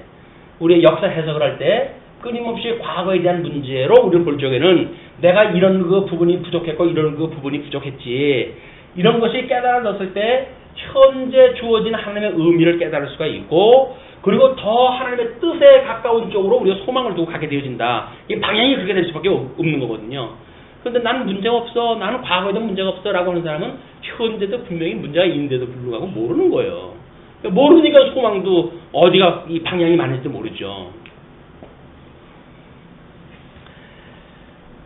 야, 이스라엘에서 근원에서 나온 너희여 대회 중에 하나님 곧 주를 송축할지어다. 그 열조에게 언약한 대로 이루어 주시는 하나님의 놀라운 역사를 보고 찬양할 수밖에 없지 않겠어요? 자, 그러면서 28절로 35절까지 힘과 능력을 주시는 하나님이라고 이렇게 제목을 잡아놨습니다. 28절 내 하나님이 너의 힘을 명령하셨도다. 이는 이스라엘 백성들이 하나님 앞에 27절을 안 읽고 지나갔네. 27절 거기에는 그들을 주관하는 작은 베냐민과 유다의 고관과 남쪽 유다 쪽에 있는 지역이죠. 그리고 그들의 무리와 스불론의 고관과 납달리의 고관이 있도다. 이게 북쪽 이스라엘에 대한 이야기예요. 어떻게 보게 되면 다윗은 뭐 통일 왕국을 지금 현재는 이루어져 있는 상태지만 이미 자기가 뭐 뼈아프게 그 경험했던 것이 뭡니까? 자기 유다 지파이기 때문에 한 지파에 대한 그런 그 순회 노릇을 하고 나머지 10지파가 끊임없이 뭐 반대를 제고 이의를 제기하고 그래 오지 않았어요. 그렇기 때문에 나라를 두 곳으로 이제 나눠가지고 표현했다 하는데 그 다윗의 그런 그 생각대로 북쪽 이스라엘과 남쪽 유다로 끝내 나뉘어지게 되어집니다. 이런 것들이 하나님의 언약대로 이루어가시는 그런 섭리 가운데 전부 지금 속해져 있는 것들이죠. 거기에 고관이 있다. 그러니 내 하나님이 너의 힘을 명령하셨도다. 하나님이여 우리를 위하여 행하신 것을 경고하게 하소서. 우리 주님께서 앞서가서 다 하신 거예요. 우리를 따라가게 하는데 따라가도록 되어지는 그 믿음의 힘, 이거는 하나님께서 하셨다고 하는 걸 믿는 사람들한테 만들어지는 일이니까 하나님이 너의 힘을 명령했다. 하나님이여 우리를 위하여 행하신 것을 경고하게 하소서. 앞서가고 그리고 이렇게 보여줬고 했던 그런 것들을 지금 실상으로 선민국가가 이루어지는 현장에서 그것을 그대로 경고하게 해 주십시오. 어디에서 있던 것처럼 모세 오경에 나와져 있는 광야에 그런 이동했을 때 보였던 하나님의 능력이 오늘날 그대로 역사가 되어져 가지고 그 언약대로 이루어 주옵소서. 그런 그 이야기예요. 그래서 모세 오경을 우리가 언약이라고 보고 그 다음에 여호수아서부터 말라기서까지의 모든 것들을 우리가 성취로 보는 내용은 이런 역사적 배경을 중심으로 가지고 설정한 이야기들입니다. 자, 그러면서 29절 예루살렘에 있는 주의 전을 위하여 왕들이 주께 예물을 드리리이다. 어떤 그 나라도 다윗에게 패방을 하게 되면 결국 하나님 앞에 이제 모든 것을 드리도록 이렇게 되어져 있기 때문에 앞으로 그렇게 하실 것이다 그 이야기야. 어떻게 하시면 하나님께서 온전케 하시면 광야 생활에서 하셨던 이 광야에서 보여주셨던 것처럼 그래서 불순종하는 자들 다 멸하게 하시고 세대 교차가 되어져 가지고 온전케 되어진 것처럼 이 땅에서도 그렇게 되어진다고 하면 하나님께서 그리 그렇게 해가시겠다는 거지요. 그래서 예루살렘에 있는 주의 전을 위하여 우리 왕들이 주께 예물을 드리고 갈밭의 들짐승과 수소의 무리와 만민의 송아지를 꾸짖으시고 은조각을 발 아래에 밟으소서. 그가 전쟁을 즐기는 백성을 흩으셨도다. 결국은 모든 대적들을 하나님께서 멸하시는 그런 것을 소망을 했다 합니다. 우리가 음부의 원세가 끊임없이 우리를 공격을 하다 해오는데 음부의 공격을 감지 못한다는 이야기는 음부의 권세가 공격을 멈췄기 때문이 아니에요. 우리가 눈을 감고 있어가지고 음부의 공격을 모르고 있을 뿐이거든요. 왜 우리들한테 과거를 제대로 해석해야 될 이유가 뭐예요? 음부가 어떤 공격을 갖다 해왔는지 분석을 갖다 해야죠. 그때 내가 밀어내서 음부의 권세가 육체의 소욕에다 두었는데 그대로 따랐지. 안목의 정욕에 두어가지고 그것이 마치 세상에 폼나는 일인 줄 알고 내가 그걸 따랐지. 이생의 자랑이 무엇인가 명인 줄 알고 온통 세상의 자랑을 갖다 했지. 그러나 오늘날 와서 보니까 그것이 하나님의 영광을 드러내라고 나한테 주어졌던 거지 내 영광을 위해서 주신 것이 아니었잖아. 그러니까 이 사랑을 깨닫게 되어진 현재 입장에서 그걸 보면 어떻게 돼요? 이거를 자랑하지 아니하고 그리고 그걸로 인하여서 나의 유익을 구하지 아니하고 여전히 진리와 함께 기뻐하는 일이었구나. 이걸 깨닫게 되어진단 말이야.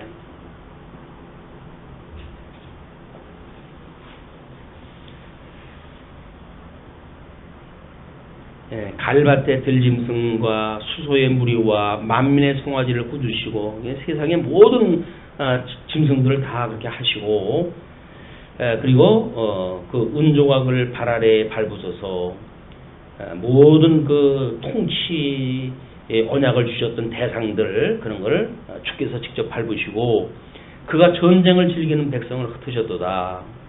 고관들은 애굽에서 나오고 구수인은 하나님을 향하여 그 손을 신속히 들리로다. 결국은 애굽에서 고관이 나온다는 이야기 뭡니까? 그들을 속박하던 그 나라 아닌가요? 근데 그들이 이스라엘에 이제 종속이 되어져 가지고 거기에 임무를 갖다 등용을 갖다 할 수 있을 정도로 통일 왕국이 왕성하게 되어진 그런 그 모습을 볼 수가 있죠. 예, 구수인은 하나님을 향하여 그 손을 신속히 들리로다. 그래서 뭐 우리 솔로몬 때에 이제 그 땅 끝에서 시바 여왕이 오고 그랬다고 그러지 않았어요? 그런 그 이야기가 다 포함되어지는 거죠. 먼 그런 그 외국으로부터 솔로몬의 그 지혜를 듣기 위해 가지고 이제 오게 되어진 그런 그 모습을 보게 됩니다. 땅의 왕국들아 하나님께 노래하고 주께 찬송할지어다. 땅의 왕국들, 해 아래에 뭐 이런 그 나라를 이야기할 수도 있고, 그리고 몽둥이로 어떤 그 잠시 권세를 준 것이 있다 할지라도 그것이 이스라엘 백성들을 교육하는 도구를 쓰시는 거로구나. 그걸 인정하게 되면 그분의 일을 믿고 이제 그들을 찬양을 했다 하고 해야죠. 근데 자기가 주어졌다고 생각이 들어가지고 몽둥이 휘두르고 전쟁을 일으켜가지고 이제 살상을 일삼고 하게 되면 하나님이 결국 죄를 되묻게 되어진다. 우리 여기다 적용을 하면 똑같은 거예요. 우리들한테 뭔가를 좋은 걸 줬어요. 여기서 좋은 걸 줬어요. 그 이야기는 뭐야? 다른 사람한테 이걸 주어가지고 하나님의 은혜를 깨닫게 하고 복음을 전하고 하는 도구로 써야 되는데 이걸 마치 나의 것으로 인정하는 순간 우리는 저 몽둥이로 쓰임을 받고 죽는 사람들처럼 우리는 그냥 죽을 수밖에 없는 거예요. 이게 하나님의 말씀을 물론 부분적으로 하나님의 말씀을 깨닫게 되어졌을 때 과거 잘못되어진 것을 우리가 돌이키고 회개함으로 해가지고 여기서 노임을 받게 되어지는 거죠. 그러나 이것을 우리가 제대로 해석을 못하고 그렇게 인생을 마감한다고 하면 우리는 섭리하시는 하나님을 깨닫는 것이 아니다. 옛적 하늘들의 하늘을 타신 자에게 찬송하라. 하늘들의 하늘, 천상계 하늘을 옛적 하늘들의 하늘을 타신 자에게 찬송하라. 주께서 그 소리를 내시니 웅장한 소리로다. 그래서 여기서 지금 옛적 하늘들의 하늘을 타신 자라고 표현한 걸로 봐가지고 땅의 왕국들아 그 이야기는 뭐야? 택자 불택자를 포함한 계시세계 해 아래의 모든 왕들아 그런 그 이야기로 우리가 대비를 했다 해서 읽어낼 수가 있는 겁니다. 그리고 그 소리를 내시니 웅장한 소리로다. 너희는 하나님께 능력을 돌릴지어다. 우리가 뭐라 그래요? 주기도 다 한 뒤에 나라와 권능과 영광이 이게 영원히 아버지의 것입니다. 이렇게 신앙 고백이 되게 되는 거라니까요. 내게 아니라니까요. 지금 가지고 있는 게 내게 아니라니까요. 우리가 가지고 있는 권세가 내게 아니라니까요. 이걸 주님께로군요 라고 고백을 갖다 하는 것이 정상적인 해석이란 말이에요. 어떻게든지 난 내 거야. 이게 왜 내게 아니야. 이렇게 이야기를 하는데 뭐 그렇게 고집을 피우시어도 할 수가 없죠. 믿어지지 않기 때문에 고집 피운 대로 더 하겠어요. 믿어져야 이게 내게 아니로군요. 주님께로군요. 권세도 능력도 영광도 다 아버지의 거로군요. 라고 고백을 하는 것이 아버지를 믿고 살아가는 아들들의 자세지. 내가 나가서 내가 이게 땀을 흘려가지고 번 돈인데 왜 아버지 거예요 이게? 라고 말하게 되면 그러면 넌 나가서 따로 살아 이제. 그 이야기예요. 그죠? 그러나 아무리 무슨 노동을 해야지 보러 왔다고 하더라도 아버지 제가 이렇게 보러 왔습니다. 아버지께 드리는 것이 정성인 거예요. 뭐 요즘은 뭐 부부지간도 재산 관리 따로 하니까 뭐 직장 생활한다고 뭐 부모님한테 모든 거 막 주고 사는 아들들이 몇이나 되겠어요. 그 이야기는 이미 이런 복음적인 의미가 없어진 거예요. 이게. 그리고 합리적인 것만 남은 거야. 어떻게 재산 관리를 갖다 하는 것이 유익하냐, 효과적이냐 이런 걸 다 보는 거란 말이에요. 그러니까 거기에는 복음이 없죠. 복음이 없어요.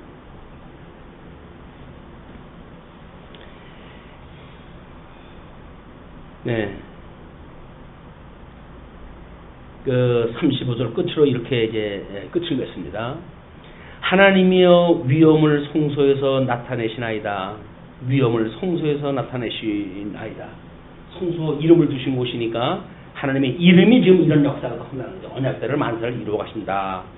이스라엘의 하나님은 그의 백성에게 힘과 능력을 주시나니 하나님을 찬송할지어다. 뭐라고 찬송해야 될까요? 이스라엘의 하나님이 그의 백성들에게 힘과 능력을 주셨으니까 이스라엘 백성들은 뭐라고 찬송하다 해야 되겠죠? 힘과 능력이 주의 것입니다. 이렇게 찬송하다 해야 되겠죠. 뭐 그걸 받고 딴 거로 해가지고 뭐 양 잡아가지고 제사 드리는 걸로 우리 깝시다. 하나님 앞에 우리 이걸 깝시다 하나님. 하나님 주신 능력 가지고 내가 양 잡았고 이렇게 재산 불렸으니까 이걸로 우리 비깁시다. 뭐 이렇게 한다면 찬송이 아니란 말이에요. 찬송이.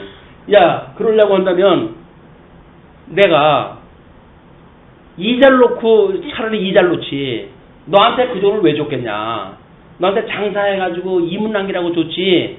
그걸 가지고 이문을 남겼으면 주인이 왔을 때 아유 이렇게 했더니 이문치는 이익이 나왔습니다 해가지고 받쳐야 될 거 아니에요. 그런데 주인이 굳은 사람이 돼가지고 딴소리 할 것 같아가지고 내가 땅속에다 묻었다가 가지고 왔습니다라고 이야기를 하니까 책망을 받는 거예요. 그것이 하나님께서 주시는 능력 그런 것들을 자기 걸로 만들어 놓은 사람들의 표현이란 말이야. 땅속에다 묻어놓은 건 뭐예요? 없어질 땅 아니에요. 이게 해 아래 땅. 그걸 기능적으로 이해했다 했기 때문에 땅속에다 묻어놓고 지구에 그냥 살았던 거죠. 하나의 뭐 돈을 맡기고 떠난 주인의 생각은 상관이 없어요. 이렇고 저렇고. 제 생각이 어떤 애에 따라가지고 땅속에 묻어놓고 주인을 기다렸다. 근데 우리가 주셨던 은사가 있다고 한다면 그걸 땅에다 묻어놓으면 안 되죠. 기능적으로 이해를 해가지고 이 땅을 잘 먹고 잘 사는 데다 그냥 이걸 이용을 했다 하게 되면 한 달란트 땅에 묻은 사람 뭐 달랄 게 없다니까요. 똑같은 거라니까요. 어떻게 하는 거라고요? 주인한테 드려야죠. 아유 주님 5달란트를 주었는데 제가 열심히 일을 했다 해가지고 10달란트가 됐어요. 그럴 때 주님께서 그럴 거 아니에요. 아유 착하고 충성된 종이로구나. 마지막 날 네가 나하고 함께 이제 12 진영에 대한 그런 통치자가 될 것이다. 왕이 될 것이다. 라고 축복이라도 해주고 그러지. 그렇지 않고 지 혼자 없어질 땅에다 그걸 품고 살아가니까 심판날 그래 너는 바깥 어둠에 이를 갈린다. 그러냐. 그 이야기 뭐야. 지옥 간다 그 이야기거든요. 우리가 가지고 있는 것을 어떻게 이해하는가, 계시로 이해하는가, 기능으로 이해한다고 하는 것이 무지무지하게 중요한 의미란 말이에요. 복음적인 의미라도 무지무지하게 중요한 것인데 우리는 100의 99는 전부 이걸 기능적으로 이해했다 하는 거예요. 하나님의 말씀 기능적으로 이해했다 해가지고 이래야지 저래야지 이렇게 이해를 하거든요. 그리고 주님의 말씀대로 내가 살았어요. 주님의 말씀대로 살았으니까 나 칭찬해 주세요. 그 이야기 아니겠어요. 그게 땅에다 묻는 일인지도 모르고 그런다니까요.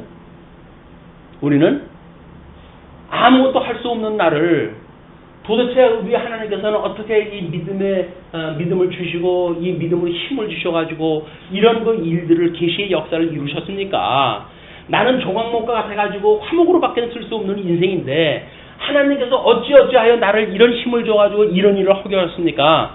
그래서 하나님이 다 하나님께로부터라고 고백을 하라는 이야기예요. 이게 하나님께로부터 말미암았던 거예요. 5달란트, 거기다 2문 남긴 거 5달란트, 10달란트가 다 주인 거예요. 이렇게 이야기를 해야 되는데, 주인이 굳은 사람이래나. 한 달란트, 그 땅에다 묻어놨다가 결국은 책망을 받게 되어진다. 그래서, 우리가 작은 달란트는 상관없잖아요. 작은 달란트라고 하더라도 그 달란트를 가지고 끊임없이 계시적으로 이해한다는 게 뭐예요? 하나님의 복음을 증거하는 일이 되는 거 아닙니까? 그게 이문을 남기는 일이 되니까요. 아니 하나님께 할 수가 없어서 그 일을 갖다 하시나요? 헛개비 같은 우리를 불러가지고 왜 이게 증인을 삼으셨을까요? 우리 사랑하시니까 우리 보고 행복해라고 주신 거 아니겠어요? 근데 사람 하나 전도를 갖다 하면 생색을 있는데도 안 해. 하나님이 주신 힘을 가지고 주신 조건 가지고 그걸 갖다 했는데 내가 했다고. 그러면 그 전도 온 사람도 나중에 다른 길로 갈 때 그 사람도 같이 다른 길로 가야 돼요. 소경이 소경을 인도하는 거니까. 우리에게 주어진 모든 것들은 주께로 말미암은 겁니다. 우리 생명과 호흡을 주장하시는 여호와 하나님 아버지. 그렇다고 한다면 세상을 살아가면서 무슨 근심거리가 있겠어요. 숨 쉬는 거 하나조차 우리 주님의 은혜로 되어지는 일인데 그런 주님이 믿어지기만 한다면 우리는 세상 편할 거예요. 그렇죠? 세상에 무슨 이거 가지고 고민할 게 뭐가 있고 육체의 소요, 이게 사단에 매여져 있던 그 음부에 매여져 있기 때문에 만들어지는 일들인데, 안목의 정형, 이걸로 해가지고 우리 예수를 갖다가 무슨 창출을 갖다 하고, 얼마나 거둡잖아요. 육체의 소용으로 이런 그 하다우치 못한 일을 갖다 하도록 되어진 인생이 뭔가 여기서 윤리를 만들어내가지고 뭐, 예수님을 믿으면 이런 윤리가 있어야 되느니, 저런 윤리가 있어야 되느니, 그게 무슨 의미가 있겠어요. 또 이생의 자랑으로 해가지고 뭐든 뭐 명예, 권세 이런 것들을 가지고 우리가 통치를 갖다 하고 정치를 갖다 하고 뭐 사상적으로 해가지고 선생연 해가지고 다른 사람들을 가르침내 하고 이렇게 되어졌다고 한다면 이게 전부 음부의 권세가 속해져 있는 해 아래의 논리다. 우리는 천상에 계신 우리 하나님께서 우리에게 주신 것은 이 해 아래의 논리가 아니라 천상의 논리예요. 그게 복음의 논리고 하나님의 권능이 담겨져 있는 이야기들이다. 그거를 우리들한테 이렇게 함께 나눔으로 해가지고 우리가 기쁘고 또 감사하고 그리고 소망을 가지고 쉬지 않고 기도할 수가 있다고 한다면 이게 하나님의 우리를 향하신 이 시대에 기뻐하신 뜻 아니겠어요? 근데 이거 몇 명이 모여가지고 잘 논다? 이렇게 만약에 생각을 누가 한다. 잘 논다고 하는 사람은 그럼 더 잘 노는 대로 가라 그래요. 그게 나중에 얼마나 뜨거워가지고 이게 사람 살 것이 못된다고 그렇게 아우성 틀릴지 모르는 것이니까. 수에 있는 게 아닌가 하나님의 나라는. 우리 자꾸 기능적인 걸로 포커스를 맞춰지게 되면 세상에서 하던 바로 그대로 나오죠, 교회에서. 그러니까 숫자가 많아야 되고 평수가 넓어야 되고 이런 생각이 드는 거예요. 그렇지는 않습니다. 우리 하나님이 능력이 없어가지고 그러시는 분이 아닐진데 참 이런저런 얘기 끝에 우리 뭐 헤어진 그 지체들 생각하게 되면 가슴이 아프죠. 근데 10년 지나고 20년 지나고 오늘날 와서 그분들하고 다시 뭔가 이런 복음을 들으면 얼마나 좋을까 뭐 이런 안타까움도 있지만 너무 달라요. 이제 너무 달라. 너무 멀리 왔어요. 이게 하나님께서 우리를 갈라내시는 역사란 말이에요. 어떤 사람이 그런 이야기를 하더라고요. 그 개혁을 추구하는 사람들은 왜 맨날 갈라집니까? 그렇게 이야기를 해요. 세상 정치에서 개혁한다 그러면 야당으로 다 갈라지잖아요. 왜 그렇게 갈라집니까? 아니 개혁을 추구한다는 이야기는 지금 완전히 되어져 있는 것을 추구하겠다는 거예요? 아니면 아직은 안 됐지만 뭔가 우리 이상을 추구하는 거예요? 이상을 추구하는 거거든요. 보는 사람마다 그 모양이 달라. 그러니까 갈라질 수밖에 없어요. 나는 이게 더 좋은 것 같은데 그 더 좋다고 하는 사람들로 갈라지는 거예요. 이쪽 사람은 나는 이게 더 좋은 것 같은데 그쪽으로 갈라져요. 근데 보수는 있는 걸 지키는가요? 아니면 만들어질 걸 지키는가요? 있는 걸 지키는 거예요. 그냥 그 사람들은 헤어질 게 없다니까. 누굴 보이는 현재가 있는데 뭘 갈라져요. 갈라지기는 이것만 잘 지키면 되는데. 근데 개혁이라고 하는 건 끊임없이 이 본질에 문제가 있어. 하나님의 뜻이 이렇게 진전적 발전을 갖다 해야 되는 말씀이 어떤 교리라든지 율법이라든지 하는 걸로 묶어지게 되면 그런 말씀이 죽은 거야. 그래서 우리 하나님께서 이 살아있는 말씀으로 보여주는 세계, 그 세계는 끊임없이 미확인되어진 세계예요. 믿음으로만 볼 수 있는 세계예요. 물론 주며 못는 교회에서는 성령의 감동으로 해가지고 이상을 우리한테 보여주셨지요. 그러니까 우리는 그 이상을 보고 추구한다고 한다면 헤어질 이유가 없어요. 근데 그게 안 보이게 되면 세상 걸로 또 달라진다고 헤어지네? 그 사람들은 구제할 수가 없다니까 방법이 없어요. 근데 세상 정치는 이상이 그냥 어떤 이상의 그림만 있지 뭔지 확실하게 나와 있지는 않잖아요. 그러니까 보는 방향마다 그게 그림이 다르니까 싫어 난 이거 할 거야. 난 이거 할 거야. 갈라질 수밖에 없어요. 개혁주의가 뭔가 하나로 묶인다는 이야기는 개혁주의가 아니라는 이야기예요. 역설적으로. 교회가 그렇다는 이야기는 아니다. 교회는 우리는 성경으로 계시가 원형을 보여줬기 때문에 갈라질 이유가 없잖아요. 이미 원형을 알잖아요. 우리 바라보는 거를 실상을 알잖아요. 그냥 개혁교회라고 해서 갈라지는 것이 세상 정치하고 똑같은 원리로 작동이 되지 않는다니까요. 교회 원리를 그렇게 설명을 하면 안 돼요. 교회는 세상 정치와 달라서 성경에 계시되어져 있는 원형이 있기 때문에 그걸 바라보고 가는 사람들인데 갈라질 이유가 뭐가 있어요. 현금 개혁교회의 어떤 이런 이합 집단되는 이런 모습들은 원형이 없기 때문에 그런 거예요. 하나님의 말씀으로 계시되어진 우리가 가고 싶은 그곳 약속되어진 그곳의 원형이 어떠한 것을 모르기 때문에 여기서 머리 터지게 싸우는 거예요. 땅 아래서. 그러나 그런 원형이 없는 세상 정치에서는 개혁교회라고 한다면 갈라지는 게 당연한 거예요. 왜? 뭐 잡히는 게 없으니까. 이런 게 더 낫지 않을까? 그거보다는 이게 더 낫지. 막 이렇게 해가지고 우리가 뭔가 좀 나름대로 해가지고 환경이라든지 이런 거에 더 치중해야 되지 않을까? 에이, 그거보다는 그래도 인권 쪽이라든지 이런 데 치중할 때 해야지. 야, 그거보다는 뭔가 좀 다른 사람을 사람 도와주고 뭐 이런 어떤 그런 쪽에다 우리가 복지 쪽에다 신경 써야 되지 않을까? 그쪽에다 쓰는 사람하고 자꾸 갈라지는 거 그게. 어디에다 더 힘을 많이 주느냐, 영향을 많이 주느냐. 근데 그런 사람들은 원형이 없으니까 우리는 그냥 이해를 다 해야 된다. 그건 그 사람들의 꿈을 실현하기 위한 일들인데 그것조차 우리가 나쁘다고 그러면 더 있어요. 그러나 가지고 있는 걸 지키는 사람들이 이해관계에 의해서 갈라진다는 하는 사람들은 나쁜 사람들인 거예요. 이미 자기들 가지고 있는데 그걸 왜 지낼 것도 없는데 잘라가지려고 그래. 잘라가지고. 이게 이제 원리란 말이에요. 이게 통치 원리. 자, 우리 주님의 주시는 은혜로 우리 바라보는 것들의 실상 그걸 바라보고 쉬지 않고 기도하는 우리의 신앙생활이 되어졌으면 좋겠습니다. 기도하시죠.